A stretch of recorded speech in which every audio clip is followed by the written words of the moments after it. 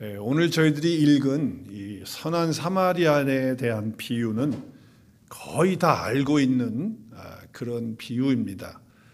교회를 다니시는 분들은 더 잘 알고요. 또 어렸을 때부터 교회 다니신 분들은 이 스토리에 대해서 너무 잘 아는 그런 스토리일 것이고, 또 교회를 다니지 않는 사람들도 사마리아, 선한 사마리아라고 하는 그런 이름을 가진 병원들이 많이 있고, 또 어렵고 힘든 사람들의 어떤 쉘터가 되는 그런 단체들도 이 굿사마리아인이라고 하는 이름을 다 가지고 있기 때문에 말하지 않아도 믿지 않는 사람들도 선한 사마리아인에 대한 이야기들은 대충 다 알고 있다고 하는 것이죠.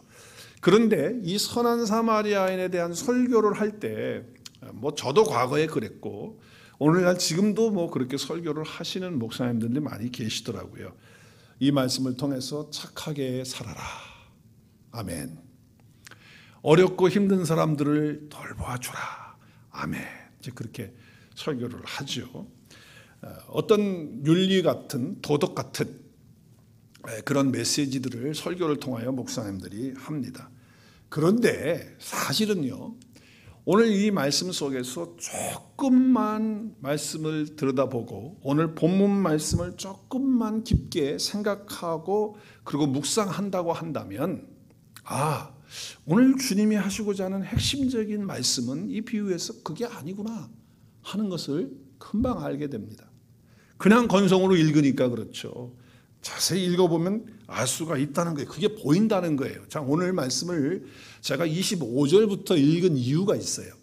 자, 25절이 사실 오늘 예수님께서 선한 사마리아에 대한 비유를 하시게 된 이유입니다.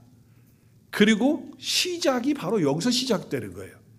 그렇기 때문에 오늘 이 비유의 메시지 중에 예수님이 하시고자 하는 핵심의 메시지는 무엇이냐라고 하는 것이 중요한 것이 되겠죠.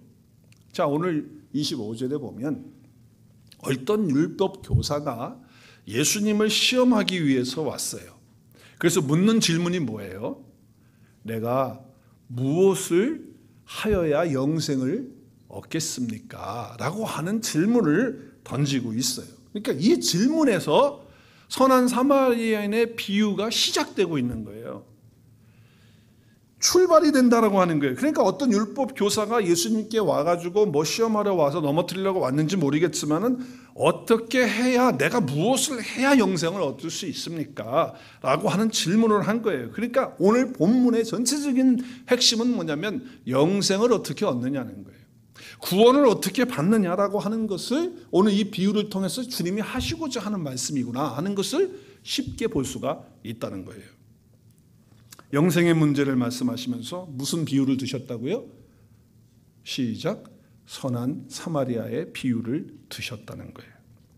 따라서 영생의 관점, 즉 영원한 생명은 바로 이 구원에 있는데, 이 구원의 관점에서 선한 사마리아의 이야기, 이 비유의 이야기를 읽어야 되고 깨달아야 되고 또 내 삶 속에 그것을 적용해야 한다라고 하는 거예요. 오늘 정신을 바짝 차리고 잘 들어주시길 바라요.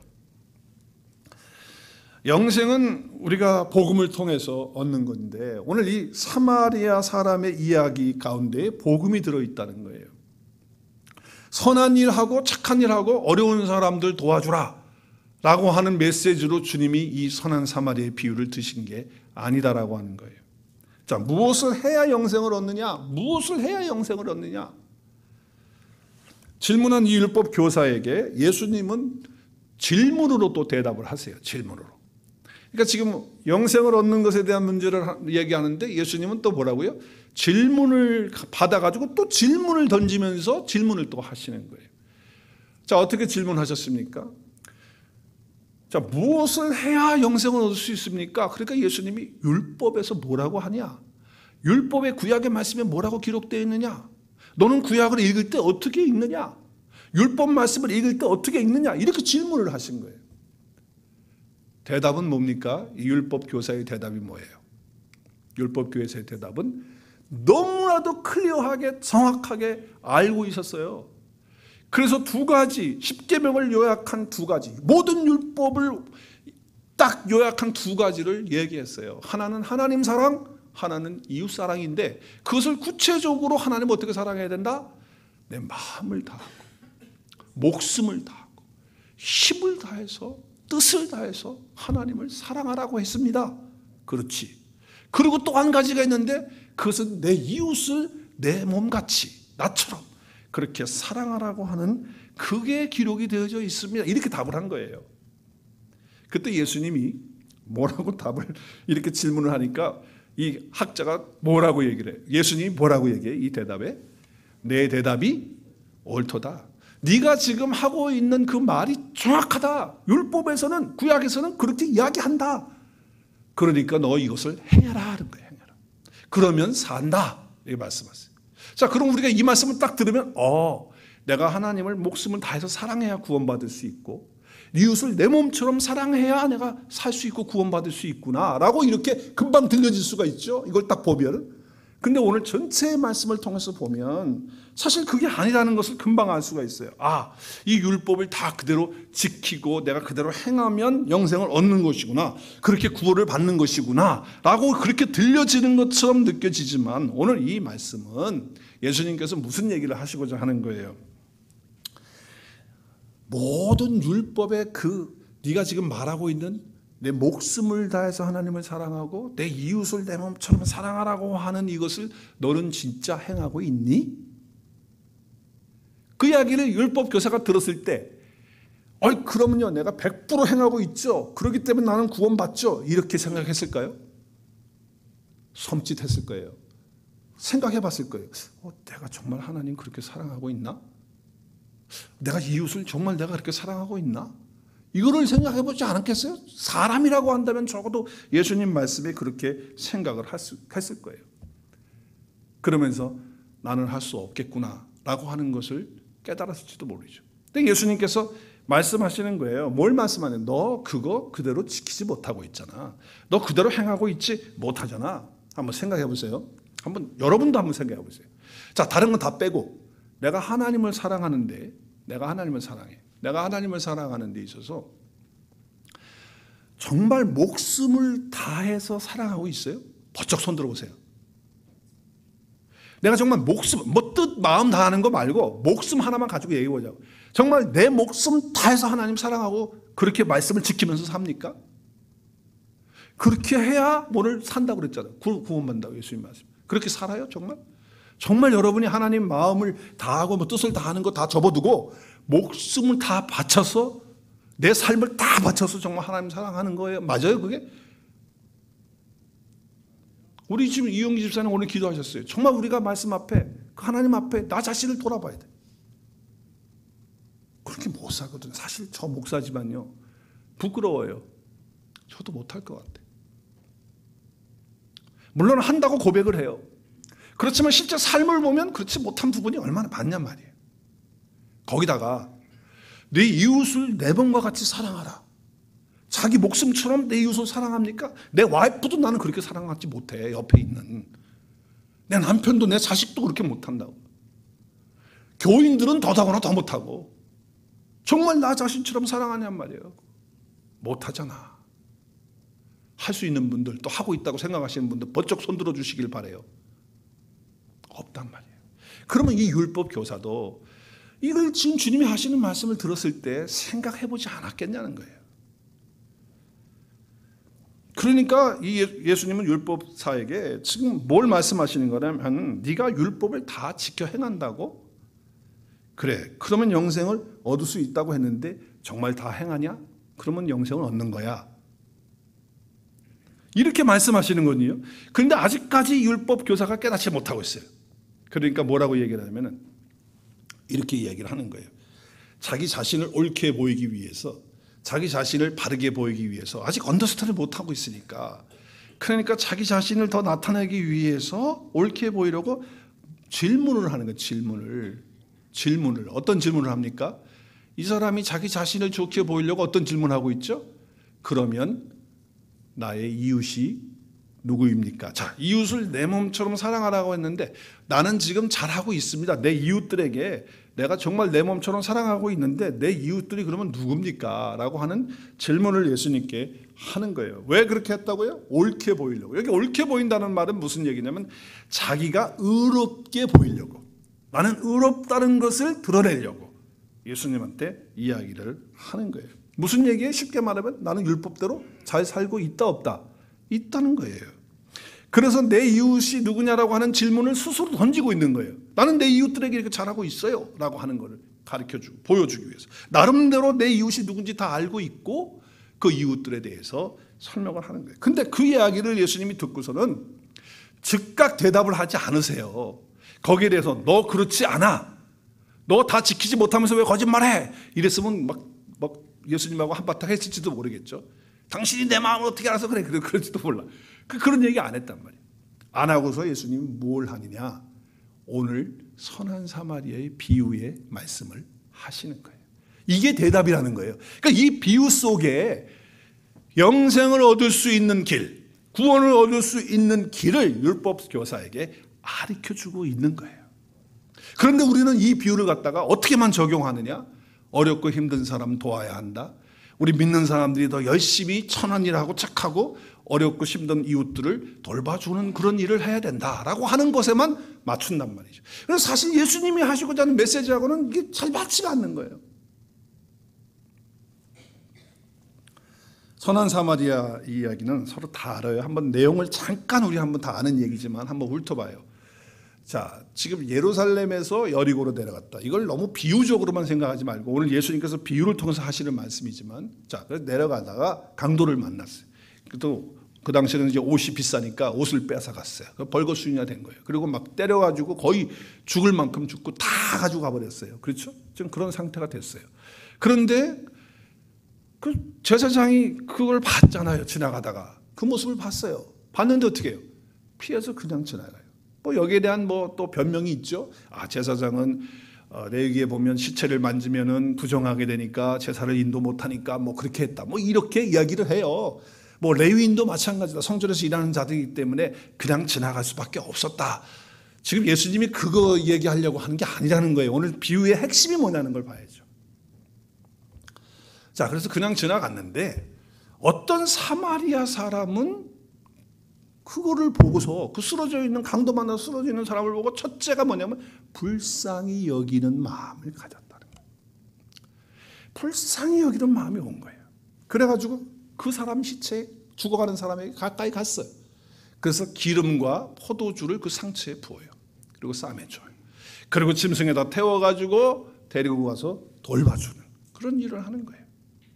그 당시에 이 기름과 포도주는 상처를 치유하는 데 쓰였던 치유제니까 예수님이 그걸 지금 사용하고 있는 거죠. 실제적으로 그러한 일들이 있었으니까.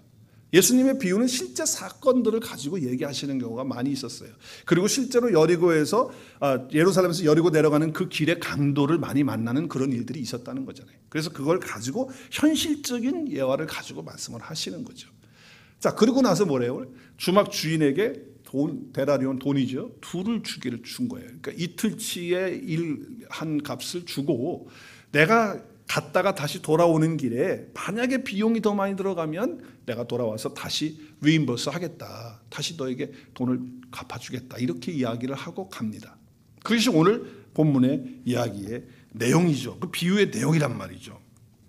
자, 그런데 이 비유의 내용 중에서 예수님이 이 말씀을 하신 후에 율법사에게 뭐라고 하는 얘기예요. 뭐라고 하세요?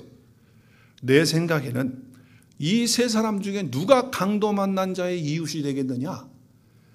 어린이 유치원생한테 물어봐도 답을 할 수 있는 답을 하는 거예요. 이건 답을 얻기 위한 질문이 아니에요. 다 알고 있는 건데 이야기하는 거예요. 자, 그때 이 율법 교사가 대답을 하죠. 물으니까 대답을 하고, 너무 어린이한테 하는 질문처럼 하지만은 그래도 질문을 하니까 대답을 했어요. 뭐라고 대답했어요? 자비를 베풀어 준 사람입니다. 자비를 베풀어 준 사람입니다. 여러분, 여기서 자비를 베풀어 준 사람이라고 답을 하면 맞지가 않는 거예요. 세 사람 중에 누구냐 그러면 누구라고 그래야 돼요? 사마리아 사람입니다라고 해야 정답이에요, 정답. 그런데 그렇게 하지 않고 자비를 베풀어 준 사람입니다. 그랬어요. 왜 그랬을까요? 유대인들과 사마리아인은 상종을 하지 않아요. 그리고 유대인은 사마리아인들을 증오하고 경멸하고 미워하고 싫어해요. 그런데 자기 입으로 자기 유대인이 여기를 가다가 두들겨 맞아가지고 강도 맞아가지고 죽어가는데 유대인인 제사장이 돌봐주고서 살려주는 것도 아니고 레위인이 살려주는 것도 아니고 정말 인간 취급도 안 하는 사마리아 사람이 그걸 한다고 비유 속에 지금 얘기를 하니까 그 사마리아인을 인정하고 싶지 않은 거예요, 율법 교사가. 그러니까 사마리아인이라고 하는 사마리아 사람 이야기를 빼버리고 그냥 자비를 베푼 사람입니다라고 하는 이야기를 하는 것이죠. 유대인들은 사마리아 사람들이 선하다고 생각하지 않아요. 절대로 그렇지 않거든요. 그런데 그걸 어떻게 인정해요? 그러니까 그냥 자비를 베푼 사람입니다. 그 싫어하는 사람을 이렇게 지금 표현하고 있는 거잖아요. 이 비유 속에서도 이 율법 교사가 얼마만큼 사마리아 사람들을 싫어하고 증오하고 있는지를 볼 수가 있는 거예요. 제사장과 레위인은 유대인 아니에요. 근데 유대인인데 유대인이 넘어져서 죽어가고 있는데 맞아서 강도 만나 있는데 도와주지 않고 사마리아 사람? 이거는 좀 말이 안 된다는 거예요. 예수님이 선한 사마리아 사람 이야기를 율법사에게 하는 까닭이 지금 뭘까요? 왜 이걸 지금 하실까요? 강도 만난 자의 바로 율법사, 바로 너가 강도 만난 사람이다. 다른 사람이 아니라 네가 지금 강도 만난 사람과 똑같아 라고 하는 거예요. 그래서 하나님을 떠난 모든 사람들은 다 강도 만난 것과 똑같다라고 하는 것을 이야기하는 거예요. 그걸 주님이 지금 가르쳐 주는 거죠. 그래서 마귀는요, 우리 영혼의 강도 아닙니까? 그래서 마귀는 살인자라고, 사단 마귀는 살인자라고 예수님이 딱 얘기를 하셨고, 그리고 예수님이 오셨을 때는 양으로 생명 얻게 하고 더 풍성히 얻게 하기 위해서 오셨는데, 사단 마귀는 도둑질하고 죽이고 그리고 멸망시키려고 온 존재가 바로 사단 마귀잖아요. 그러니까 사단 마귀는 죽이는 자예요. 그런 까닭에 하나님을 떠나 있는 사람들은 다 마귀의 손아귀에 있기 때문에, 마귀는 그 사망의 권세를 가지고 사망 권세 아래에 있는 존재이기 때문에 그 사망의 아래에 있는 자들이 다 되었다라고 하는 거예요. 근데 그냥 그대로 강도 만난 사람은 그대로 방치해두면 죽어요. 끝나는 거예요. 그 상태로 가는 거예요. 누군가가 와서 도와줘야 돼요. 누군가가 와서 살려줘야지만 그 강도 만난 자가 살 수가 있다는 거예요. 그런데 그 역할을 누가 했느냐? 사마리아 사람이 했다라고 하는 것이죠.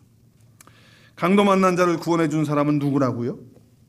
제사장도 아니고 레위인도 아니고 사마리아 사람이다라고 하는 거예요. 그러니까 지금 여기에 강도 만난 사람은요, 누군가가 도와주지 않으면 살 수가 없는 그런 사람이에요. 이 말은 무슨 얘기냐?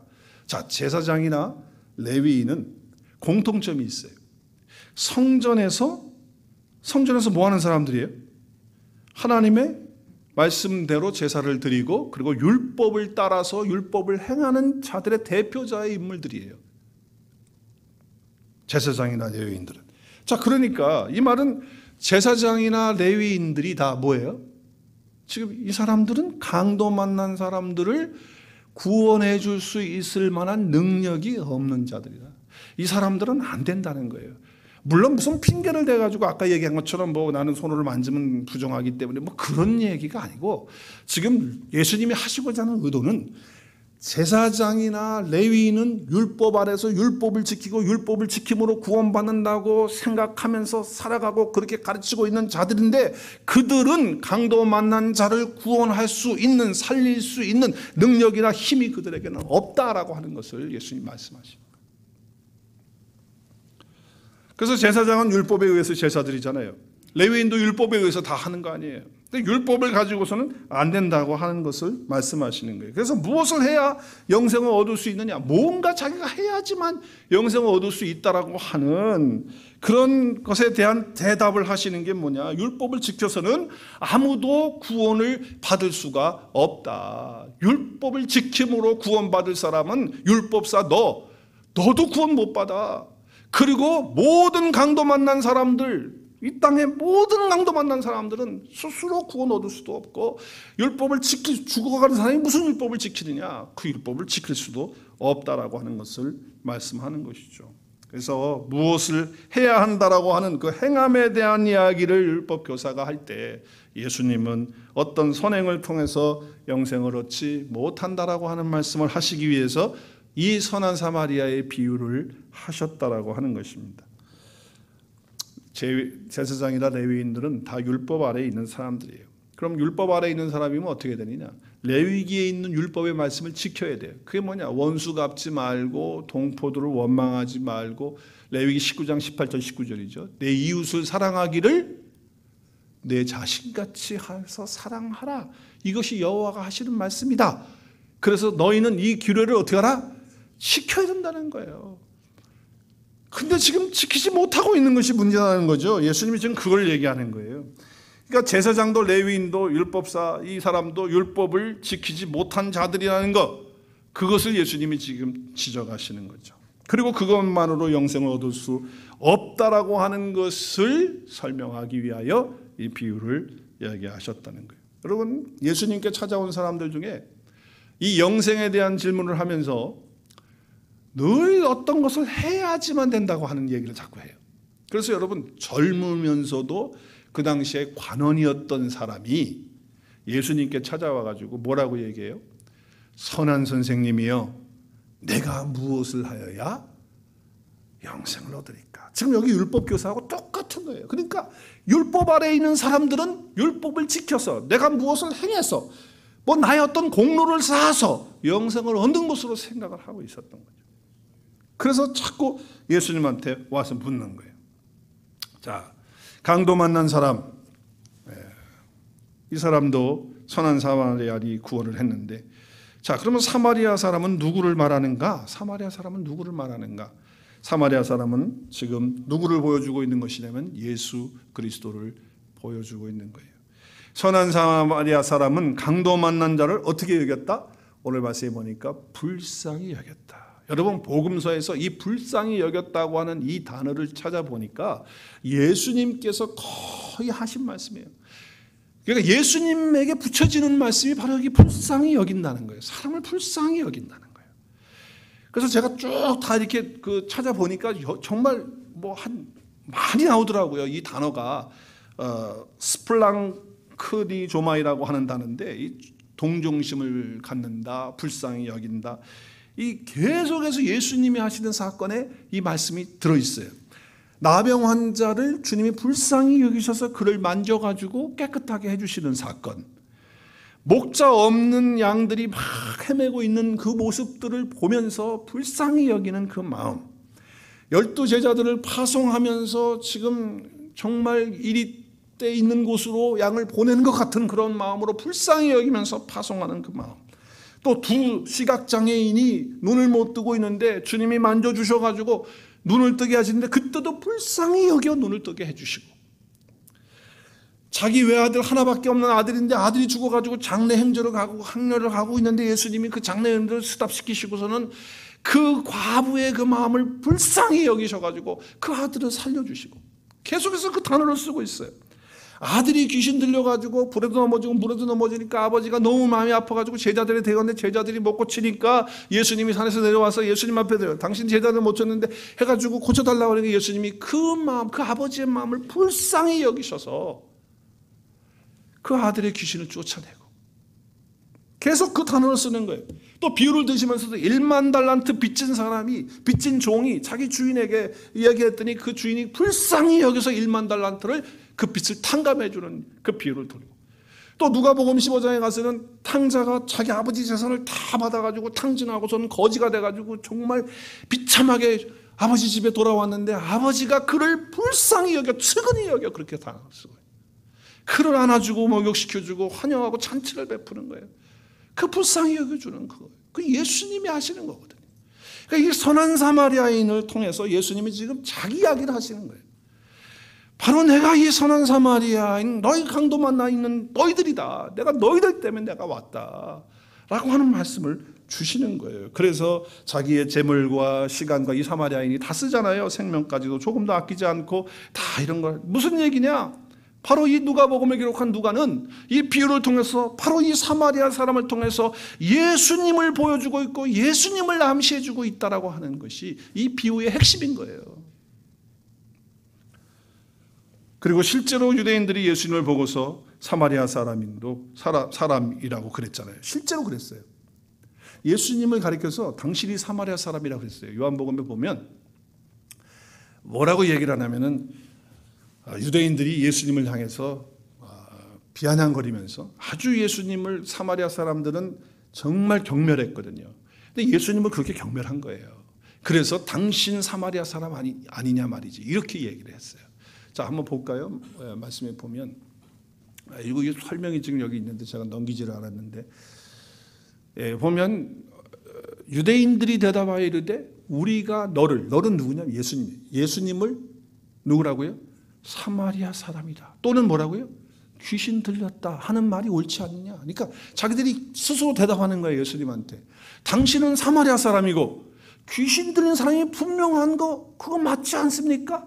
당신 사마리아 사람 맞잖아. 당신 귀신 들리는 사람 맞잖아. 행동을 보면 삶을 보면 그런 것 같아. 우리가 볼 때 이렇게 지금 얘기하는 거예요. 유대인들이 예수님을 보고서 사마리아 사람이다라고 이렇게 이야기한 거예요. 그만큼 사마리아 사람들을 미워했던 거죠. 예수님은 그렇게 미워하잖아요. 유대인들이 그렇게 미워해서 십자가 못 박는 거 아니에요? 그렇게 예수님을 우습게 여기고 조롱하는 거예요. 그러므로 사마리아 사람이 강도 만난 자를 도와서 살렸다는 이야기는 너희가 사마리아 사람이라고 조롱하는 나 예수가 바로 너희들에게 영생을 줄 구원자다라고 하는 말씀을 하고 있는 거예요. 그러면서 이 선한 사마리아 사람이 진정한 너희들의 이웃이 되는 것처럼 강도 만나는 이웃이 되는 것처럼 예수님 자신이 바로 강도 만난 사람들의 진짜 이웃이다라고 말씀을 하시는 것이에요. 예수님은 지금 사마리아 사람 유대인들이 사마리아라고 조롱하고 멸시하지만 그것에 대해서 예수님은 내가 진짜 너희들의 이웃이다라는 말씀을 주고 있는 거예요. 영생을 얻는 복음이 바로 여기에 들어 있는 것이죠. 강도 만나 죽어가고 있다는 것은 자기가 스스로 살아날 수 있다 없다. 스스로는 살아날 수가 없다는 거예요. 무슨 얘기입니까? 율법을 지켜서는 내가 어떤 선한 일을 행해서 내가 어떤 공로를 쌓아서는 절대로 구원 얻을 수 없고 영생을 얻을 수 없다. 왜? 죽은 자가 어떻게 율법을 지켜요? 또 인간 스스로는 율법을 지킬 수도 있는 사람이 없어요. 가망성이 전혀 없다는 거예요. 자, 그러니까 이 뜻은 무슨 뜻이냐? 인간의 어떤 노력, 공로, 그것을 영생을 얻을 수 없다라고 하는 뜻이고 무엇을 해 영생을 얻을 수 있다고 물은 율법사에게 이것을 깨닫게 해주시는 거예요. 예수님 바로 자기가 강도 만난 자의 이웃이며 너 스스로는 영생을 얻을 수 없기 때문에 너 스스로는 율법을 지켜서 구원 얻을 수 없기 때문에 바로 선한 사마리아에 온 나를 네가 만나고 나를 믿고 나와 함께하는 삶을 살게 되면 영생을 얻는다라고 하는 말씀을 이 비유를 통해 주신다는 거죠. 사마리아 사람의 입장에서 한번 보세요. 사마리아 사람의 입장에서 자, 유대인들이 원수예요. 왜냐하면 사마리아인들을 유대인들이 먼저 미워하잖아. 증오하잖아. 그러면 사마리아인들도 그것을 안다면 어떻게 해요? 사마리아 사람들도 유대인들 보면 좋게 안 보죠. 똑같은 마음을 가지고 보는 거예요. 원수처럼 보는 거예요. 왜? 너희들이 나를 왜 우리를 이렇게 증오해? 왜 이렇게 미워해? 나도 너희들 미워. 이렇게 되는 거거든요. 그런데 지금 뭐예요? 사마리아 사람은 유대인을 쓰러져 있는 강도 만난 유대인을 살리고 있잖아요. 이게 바로 은혜라는 거예요. 우리는 자격이 없어요. 우리는 뭘 할 수 있는 어떤 것이 없어요. 예수님과 하나님과 우리 관계 속에서 하나님과 관계 속에서 우리는 원수예요, 원수. 그럼에도 불구하고 무조건적으로 나는 하나님에 대해서 바르게 살지 못하고 있음에도 불구하고 하나님은 나에게 오셔서 이렇게 은혜를 베풀어 주신다라고 하는 거예요. 그래서 사마리아 사람을 살리듯이 저와 여러분을 살린다는 거예요.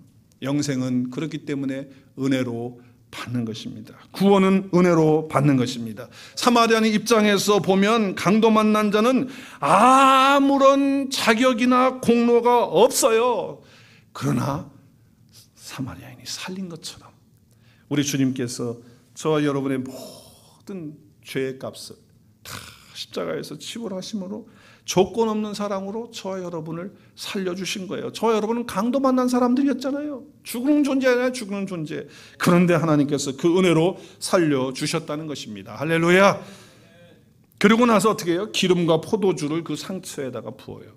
기름과 포도주를 상처에 부어요. 오늘 34절의 말씀에 보면 그 상처에 붓죠. 붓고 싸매어줘요. 자, 여기 뭐 기름과 포도주를 조금 전에 제가 얘기한 것처럼 치료제 역할로 그 당시에 사용했기 때문에 예수님께서 이 비유를 통해서 치유하는 것으로 얘기해요. 물론 알레고리컬 해석으로 할 수 있어요. 그건 풍유적인 해석이에요. 비유적인 그런 해석이에요. 그래서 성경의 구약과 신약을 연결해서 보면 기름은요, 누가 뭐라고 해도 성령과 연결이 되거든요. 그럼 그렇게 할 수 있어요. 성령으로 우리는 곧 얻는 것이니까, 기름은 성령을 예표하니까 구절들을 그렇게 서포트하고 있잖아요. 그렇죠? 그래서 우리는 기도할 때 성령의 기름을 부으심을 달라 기도도 하고 그래요. 자, 포도주도 뭐예요? 포도주는 예수님께서 제자들에게 잔을 나눠주시면서 이것은 내 피다, 너희 죄를 사하게 하는 언약의 피다라고 하시면서 주셨어요. 그래서 그 포도주는 물론 그 포도주에 대한 여러 가지 해석들을 우리가 할 수 있고, 성경과 연결을 해서 포도주라고 하는 단어를 연결하면 그러면 여기 오늘 다 얘기할 수가 있죠. 그래서 그 포도주는 우리 죄를 사하는 은혜의 말씀, 복음의 말씀으로 우리가 그렇게 받을 수 있어요. 그렇지만 오늘 이 전체 주제에서 보면 그거 하나하나를 갖다가 예수님께서 알레고리컬하게 해석을 하기 위해서 한 게 아니거든요. 그래서 은혜의 복음의 말씀으로 우리가 구원을 얻는 거예요. 예수 그리스도의 피의 복음으로 우리가 구원을 얻고 영생을 얻는 거예요. 맞아요. 그런데 오늘 그 비유의 말씀을 문맥을 통해서 본다면 그 당시에 치료제로서 그를 치료하고 회복하는, 살리는 그것으로 쓰고 있다라고 하는 것을 우리가 알 수 있다라고 하는 것이죠.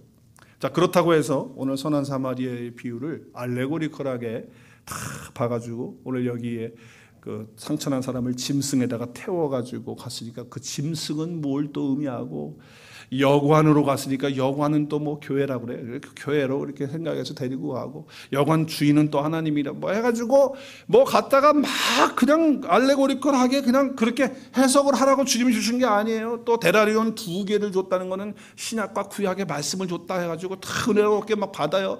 그래가지고 그렇게 적용할 수 있겠죠. 알레고리컬하게 할 수 있어요. 그렇지만 오늘 예수님이 주시는 이 비유의 이 말씀의 핵심은 영생을 어떻게 얻을 수 있냐는 거예요. 구원을 어떻게 받을 수 있느냐는 거예요. 그것을 주님이 이 비유를 통해서 지금 하시고 있다는 거, 이걸 놓치면 안 된다는 거예요. 이걸 놓쳐버리고 엉뚱한 걸로만 다 적용해버리면 예수님이 하시고자 하는 말씀의 의도에서 빗나가 버린단 말이에요. 빗나가. 자, 사마리아 사람은 주막 주인에게 데나리온이나 2를 줬어요.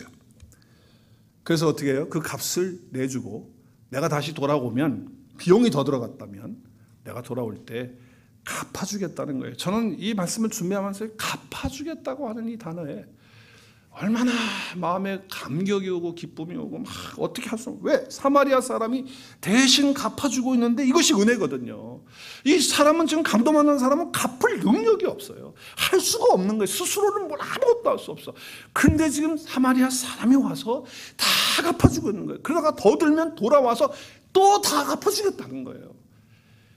저는 여기에 나의 갚아야 될 죄값을 주님께서 다 지불해 주신 것, 십자가에서 목숨값을 다 지불하심으로 내가 갚을 수 없는 것을 주님이 다 갚아주셨고, 그리고 돌아왔을 때 다시 또 그것을 갚아준다고 하는 것은 끝까지 나를 책임지신다는 거예요. 나에게 주신 영원한 생명은 영원한 생명이 되도록 계속적으로 은혜를 베풀어 주신다는 거예요. 한 번만 은혜를 베풀고 끝나는 것이 아니고 내가 하나님 앞에 가는 그날까지 끝까지 나에게 은혜를 베풀어 주시는 하나님이시라는 것을 오늘 말씀을 통해 깨닫게 됩니다. 이 하나님의 놀라운 은혜, 이것이 지속된다는 거예요. 계속된다는 거예요. 한 번으로 끝나는 것이 아니라는 거예요. 아무런 나에게 조건이 없잖아요. 내가 스스로 봐도 나는 아직도 연약해요. 여전히 실수해요. 그리고 여전히 부족해요. 제 마음이 그래요. 그럼에도 불구하고 끝까지 은혜를 나에게 베풀어 주시는 분이 우리 주님이시다. 우리 주님이시다. 그래서 저와 여러분의 구원이 안전한 줄 믿으시기를 바랍니다. 하나님의 은혜가 한 번 부어지고 끝나면, 우리가 또 잘못하면 은혜 안 부어지면 우리 다 어떻게 구원이 어떻게 되는 거겠어요? 끝까지 우리에게 은혜를 베풀어 주고 끝까지 나의 잘못을 다 하나님의 은혜로 갚아주시는 그런 하나님을 말씀하고 있는 거예요. 이 말씀에 제가 얼마나 감격이 되는지, 벅찬 감격과 감사가 넘치는지 눈물이 핑 돌더라. 그리고 주님의 은혜 때문에 내 속에서 새 힘이, 그 은혜가 주어지니까, 은혜가 부어지니까 내 속에서 말로 할 수 없는 어떤 힘이 막 솟구쳐 올라오는 거예요. 할렐루야! 얼마나 감사한지요. 자, 오늘 율법사에게 예수님은 이 세 사람 중에 누가 강도 만난 자의 이웃이 되겠느냐라고 하는 말씀을 하셨어요. 그렇죠?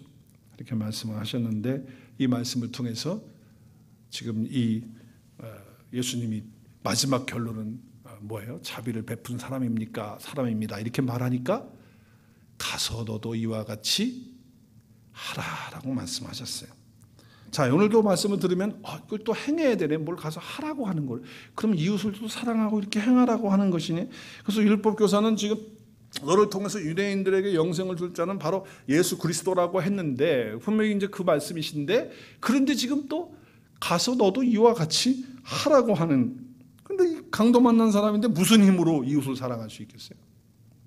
할 수 없는 거 뻔히 알잖아요. 그러니까 어떻게 보면 역설이에요. 할 수 있기 때문에 하라는 것이 아니라 너는 할 수 없다라고 하는 거예요. 내 힘으로 영생을 얻을 수 없을 뿐만 아니라 내 힘으로는 자비를 베풀 수 없다라고 하는 것을 이야기하는 거죠. 그래서 어떻게 해요? 그것은 예수 그리스도를 믿고 영생을 얻어야 이제 자비를 베푸는 그 일을 너도 가서 할 수 있다라고 하는 얘기를 하는 거예요. 그래서 영생이 뭐예요? 영생은 우리가 죽지 않고 영원히 사는 것이 영생이다 이렇게 말하지만, 영생이신 예수 그리스도와 연합되어져 사는 것이 영생인 줄 믿으시기를 바랍니다. 영생이신 예수님이 내 안에 계시고 내가 예수님 안에 있을 때에 내가 영생 가는 거예요. 그리고 내가 하나님 앞에서 구원 얻은 자가 되는 것이죠. 그래서 예수님이 포도나무 비유를 하시면서 뭐라고 말씀하세요? 내 안에 거하라고 말씀하시는 거예요. 내 안에 거하라. 너희도 내 안에 거하고 나도 너희 안에 거하겠다.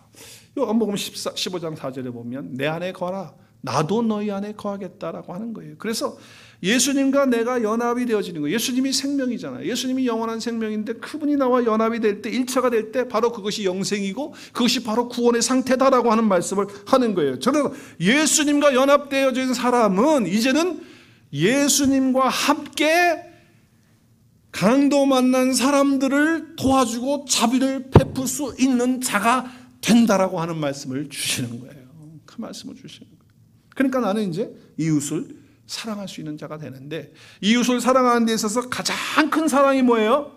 내 안에 있는 영원한 생명이신 예수님의 생명을 그 이웃들에게 나누어 주는 것, 그것이 가장 큰 진짜 사랑이라고 하는 것을 말씀하고 있는 것이죠.